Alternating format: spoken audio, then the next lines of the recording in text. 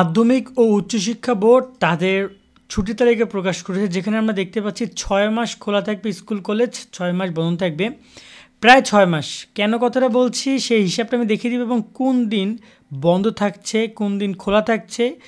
এখানে রমজানের কারণে, ঈদের কারণে কবে কবে বন্ধ, কোরবানি বন্ধ, পূজার বন্ধ কবে, এবং সম্পূর্ণ বন্ধের তালিকাটা আমরা তুলে ধরছি, যাতে করে শিক্ষার্থী, অভিভাবক যারা কিনা এবং শিক্ষক যারা কিনা এই বিষয়ের উপর নির্ভর করে অনেক তাদের পরিকল্পনা সাজায়, তারা সেই বিষয়গুলো জানতে পারবে। তার সাথে পরীক্ষা কবে হবে সেটারও একটা তালিকা কিন্তু তারা দিয়েছে, সেটা আমরা আলোচনা করছি। তো আমরা শুরু করছি। যারা এই তালিকাটা সরাসরি দেখতে চায় তাদেরকে আমি ডিসক্রিপশন লিঙ্ক দিয়ে রাখবো নিচে, যেখানে আমরা শিক্ষা প্রতিষ্ঠান 2025 সালে 6 মাস খোলা 6 মাস বন্ধ নামে আর্টিকেল পাবলিশ করা আছে, এবং নিচে সেটার পুরো তালিকাটা এবং পিডিএফ লিঙ্ক অপশনে ক্লিক করলে সরাসরি পিডিএফ এবং ছবিও পেয়ে যাবে। চাইলে এগুলো শিক্ষার্থীরা ডাউনলোড করে বা নিতে পারবে। তো এবার আমরা সরাসরি দেখাচ্ছি প্রজ্ঞাপনটা।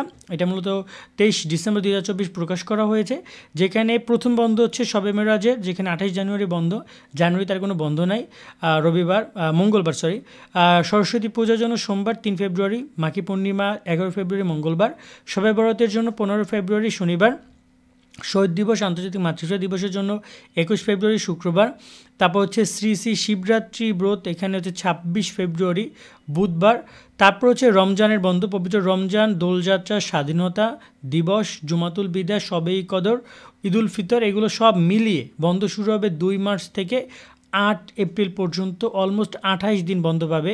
এখানে বলতে চাই 28 দিনের মধ্যে কিন্তু শুক্র শনি নাই, শুক্র শনি ইনক্লুড করলে এই বন্ধটা প্রায় 35 দিনের উপরে চলে যাবে। ওকে, 35-40 দিনের উপরে চলে যাবে 2 মার্চ থেকে 8 এপ্রিল পর্যন্ত, পুরো 1 মাস। 2 মার্চ থেকে 8 এপ্রিল পর্যন্ত, মানে 2 এপ্রিল পর্যন্ত 1 মাস। তারপর আবার এখানে কিন্তু আরও প্রায় 7 দিন এক্সট্রা আছে।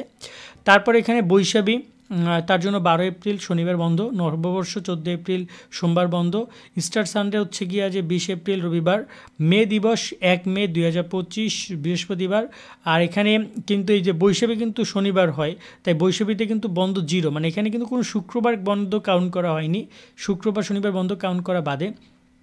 তারপর হচ্ছে বুদ্ধ পূর্ণিমা 11 মে রবিবার, পবিত্র ঈদুল আজহা গ্রীষ্মকালীন অবকাশ, মানে এখানে গরমের ছুটি মিলিয়ে তারা বন্ধ দিয়েছে প্রায় 15 দিন, এটা শুক্র শনি মিলিয়ে 20 দিন হয়ে যাবে। আর এখানে 1 জুন থেকে 19 জুন পর্যন্ত বন্ধ থাকবে, ঠিক আছে। তারপর হচ্ছে আশুরার জন্য থাকবে 6 জুলাই বন্ধ, শুভ অষ্টমীর জন্য থাকবে, জন্মাষ্টমীর জন্য থাকবে 17 আগস্ট, তারপর 16 আগস্ট, আখেরি 4 সোমবার জন্য থাকবে 20 আগস্ট, ঈদে মিলাদুন্নবীর জন্য থাকবে 5 সেপ্টেম্বর, দুর্গাপূজা এবং বাকি সকল কার্যক্রমের জন্য এখানে পূজার বন্ধ থাকছে একটা বড় দেখে, যেটা 28 সেপ্টেম্বর থেকে 7 ফেব্রুয়ারি, টোটাল 8 দিন, শুক্র শনি মিলিয়ে হয়তো বা 10-12 দিন চলে যাবে। আর শ্যাম পূজার জন্য 20 অক্টোবর, তারপর রয়েছে শীতকালীন অবকাশ, বিজয় দিবস, এবং মানে সর্বশেষ যে ছুটি, বড় ছুটি, সেটা হচ্ছে 14 ডিসেম্বর, পুরো পরীক্ষা দিয়ে ক্লোজ হবে। 28 ডিসেম্বর স্কুলগুলো খুলবে, রেজাল্ট দিবে 29 ডিসেম্বর রেজাল্ট দিবে। আর এখানে শিক্ষা প্রতিষ্ঠান সংরক্ষিত ছুটি 3 দিন। এই 3 দিনে বিভিন্ন স্কুলের প্রধানরা তারা তাদের স্কুলে বিভিন্ন স্পোর্টস বা বাকি এক্সটার্নাল কার্যক্রম পরিচালনা করবে। সো ওভারঅল সর্বমোট মানে সাপ্তাহিক ছুটির বাদেই 76 দিন। তা আমি যে প্রথমে যে কথাটা বলছিলাম, আমাদের টাইটেলে ছিল যে 6 মাস বন্ধ 6 মাস খোলা, হিসাবটা আমি একটু বুঝিয়ে দিই। 76 দিন বন্ধ, আর শুক্র শনি সাপ্তাহিক ছুটি 2 দিন, তো 52 সপ্তাহ হয় একটি বছরে, 2 দিন করে হয় 104 দিন বন্ধ হয়, সাপ্তাহিক ছুটিও 104 দিন। ওকে, সাপ্তাহিক ছুটি যদি 104 দিন হয়, তার সাথে যদি আরও 76 দিন যোগ করা হয়, তাহলে অলমোস্ট ছুটি দ্বারা 180 দিন। তো একটা বছরে 365 দিন, তার মধ্যে 180 দিন বন্ধ, তো সেটাকে আমরা কিন্তু 6 মাস ছুটি 6 মাস বন্ধ খোলা এমনটাই বলতে পারি। তো এক্ষেত্রে ওই বাকি 6 মাসের মধ্যে সব স্কুল কলেজের ক্লাস, পরীক্ষা, বাকি এক্সটার্নাল সব কিছু করা হবে। আর বাকি 6 মাস শিক্ষার্থীরা রেস্ট নেবে, টিচাররাও রেস্ট নেবে।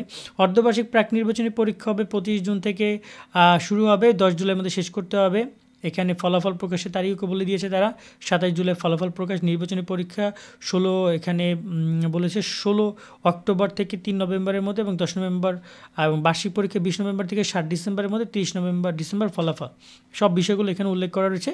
আরও বেশ কিছু নির্দেশনা রয়েছে। এক্ষেত্রে তারা চাইলে এই যে লিঙ্ক থেকে পিডিএফটা দেখে এখান থেকে শিক্ষার্থীরা সব কিছু খুব ইজিলি দেখে নিতে পারবে। তো আমি পিডিএফ লিঙ্কটা দিয়ে রাখছি। আর এই হচ্ছে সম্পূর্ণ 2025 সালের ছুটির তালিকা। নতুন কোনো আপডেট আমরা জানিয়ে দিব। আজকের মতো আমরা এখানে বিদায় নিচ্ছি। সকলে অনেক অনেক ভালো থাকবেন। আল্লাহ হাফেজ।